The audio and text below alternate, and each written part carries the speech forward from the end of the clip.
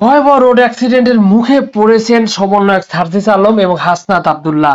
শহীদ advocate Saiful Islam অলিফের কবর জিয়ারত করে ফেরার পথে আনুমানিক সন্ধ্যা 7টার দিকে চট্টগ্রাম কক্সবাজারের মহাসড়ক 34 হাজী রাস্তার মোড়ে বৈষম্য বিরোধী ছাত্র আন্দোলনের অন্যতম সমন্বয়ক হাসনাত আব্দুল্লাহ এবং সার্জিস আলম সড়ক দুর্ঘটনায় কবলে পড়েছেন এবং তাদের গাড়ি দুটি ব্যাপক রকমের ক্ষয়ক্ষতি হয়েছে। সর্বশেষ তাদের শারীরিকভাবে কতটা ক্ষতি হয়েছে এবং তাতে ওনাদের অবস্থা বর্তমান কি সেই বিষয়টা এখন পর্যন্ত সুনির্দিষ্টভাবে জানা যায়নি।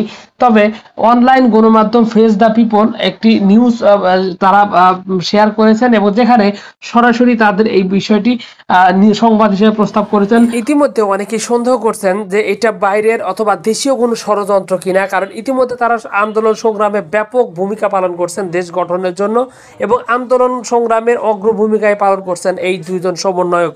সেই জায়গা থেকে হঠাৎ করে এরকম একটি বিষয় থেকে রোড অ্যাক্সিডেন্টের মুখে পড়েছেন সমন্বয়ক সার্জিস আলম এবং হাসনাত আব্দুল্লাহ। শহীদ অ্যাডভোকেট সাইফুল ইসলাম অলিফের কবর জিয়ারত করে ফেরার